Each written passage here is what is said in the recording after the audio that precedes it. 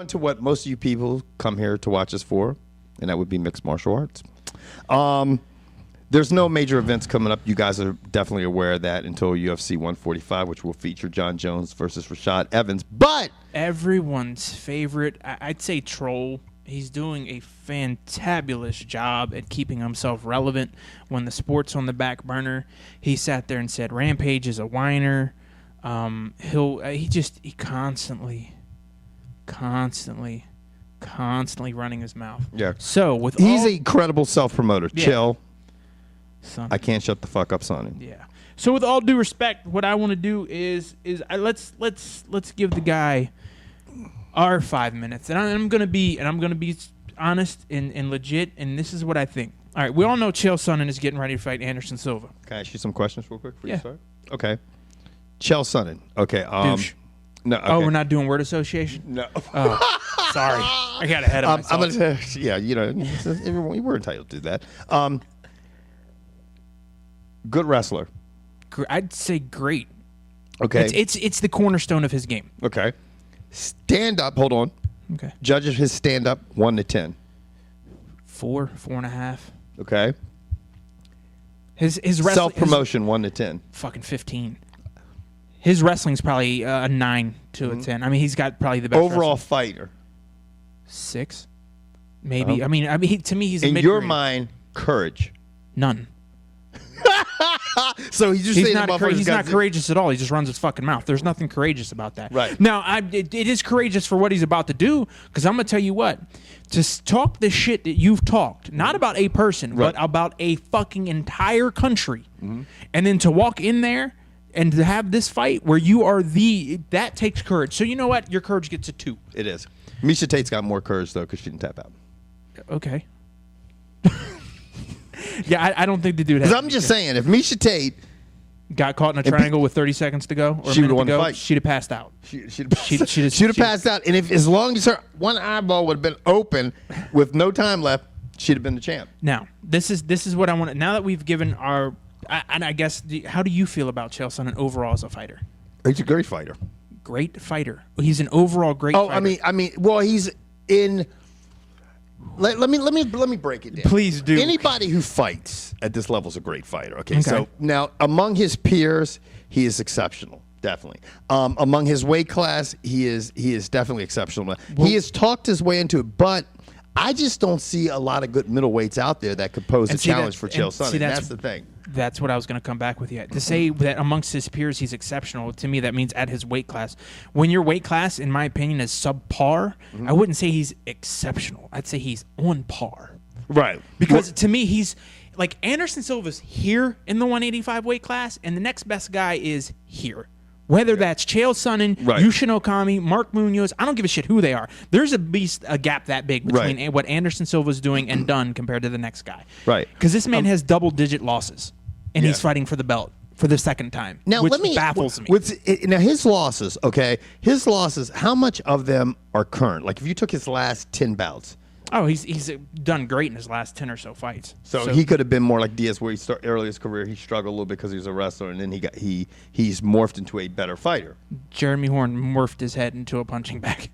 Yeah, Jeremy Horn's got his number. But now let's, in all seriousness, let's look in the future. UFC 147, in the middle of Brazil, in the middle of somewhere, Chael Sonnen's going to walk to the ring, and he's going to take on Anderson Silva. Right. Now, who do you have winning that fight? Silva. Okay. Now, if Silva wins, what are the odds on Anderson Silva retiring right then and there? If you had to give a percentage, him retiring, 20% maybe. Really? Yeah. See, I think it's higher. I think it's closer to 80. No, he'll talk his way into something else big. He just likes it too much. He's a wrestler. He's like fucking No, I'm not talking. Billy I'm talking Graham. about Anderson Silva. If Anderson Silva yes, I'm sorry. If Anderson Silva wins, what does Anderson? Do you think Anderson Silva will retire? What are the odds of Anderson Silva retiring after the match if Anderson wins? Anderson Silva, if he wins, unless Dana can make a super fight between him and John Jones, it won't happen between him and GSP. Have him have a really good fight where he can go out fighting a light heavy, and it's a big payday for Silva. I would see him retiring. If Dana can all of a sudden lure him in, or all of a sudden Dana can go to John Jones and go, if he wins his fight, go up in the ring and say something. You know what I mean? Or whatever. Now, I know if I was Dana White and I was promoted, I would go to John Jones and be like this. Anderson Silva wins this fight, $100,000 bonus. You go up in there and say some shit. I'd throw it to him right away because I know if Anderson Silva, if I'm going to keep him in the UFC for one more fight, and he has a fight against John Jones, that shit is going to break. It's going to be like when fucking Lesnar. Chuck Liddell and fucking Ortiz first fought. I was going to say where Lesnar fought at 100. Yeah, when Lesnar. Now, if, and this is a big if, don't get me wrong here, if Chael Sonnen finds a way to beat Anderson Silva in Brazil, can he make it out of Brazil alive? That's the big if. I mean, he can. I'm not even kidding. Yeah. So let's say he beats Anderson Silva. Immediate rematch? Yeah.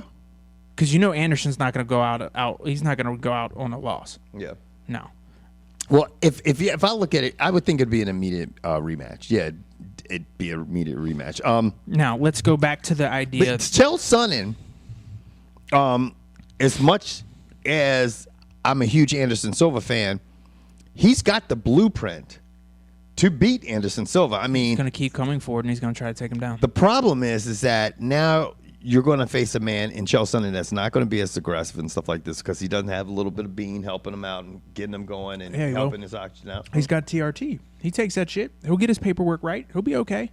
The Chael Sonnen we just saw versus Brian Stann and the Chael Sonnen we saw versus Bisping, that's the same. He doesn't know any other way to fight. Right. He's not going to change his game plan. He doesn't think his shit's wrong. He's going to come out. He's going to come straight across the ring. He might jab once or twice, and then he's going to try to get Anderson up against the cage. He might get that shit that makes the head look like. If we're lucky, I hope so. Sock'em robots. If we're lucky, I hope so. He should talk to Vitor Belfort about that. He should talk to Forrest Griffin. Because, see, the thing is when you get this man Anderson Silva mad, fucked up shit happens. Usually. I mean, he turns into crazy, not normal MMA fight. There's MMA fighters in this Anderson Silva. And think about it. Anderson Silva doesn't have to leave the country to take this fight. No. There's no time. There's no jet lag. There's no weeks to get prepared. There's no I have to sleep in somebody else's bed. Anderson Silva gets to stay at home. He gets to eat that home cooking. He gets to train at home. He didn't have to take a team with him. Chael Sonnen's doing all the work just to get to this fight. Mm-hmm. So now, when Chael Sonnen loses this fight, right? What's next for him? It's hard to determine that with Chael Sonnen. I mean, he's going to talk himself into something, and he will. And there could be some fucking middleweight coming up that's good, or somebody. Tim Boetsch is fighting Tim Boetsch is fighting Bisping, and they're saying the winner of that pretty much has a shot at the title. Right now, if Anderson retires and vacates the belt, if they have a title shot, I don't see why that when Bisping just fought. He fought the number 2 guy and lost. Mm-hmm. So if he fights Tim Boetsch, who's an up-and-comer, actually he cut weight and he's been undefeated at 185. Right. So if he beats Boetsch, let's say Bisping beats Boetsch, Anderson Silva retires, so now your belt's up in limbo. It makes sense to have a Bisping-Sonnen rematch. I don't know. I can give you a couple things, but I can't say it here on the microphone. Right. Oranges, roses, highways. Put that shit together, you figure it out. I mean, it's just the class is weak. Yes. It's soft. Yeah, it's just weak right now, and I mean they really need. When's the last time they did a tough middleweights? Never, ever. I don't know. They need to get guys to either come up from 170 or suck down from 205 and build this class back up. 205 stacked heavy, dude. What UFC 146 is going to be nothing but heavyweights on the card. Your 155 class is stacked. Your 170 class is, it's getting more stacked. Yeah. So, I mean, they need to find some 185ers. Whether they need to go rape another organization, buy them out, go for it, and get their 185ers. Or start getting some of that 205 class that people are not promoting to drop down. Mm-hmm. There's a couple guys who drop down to 205. Mm-hmm. Oh, did you see the big news about Roy Nelson?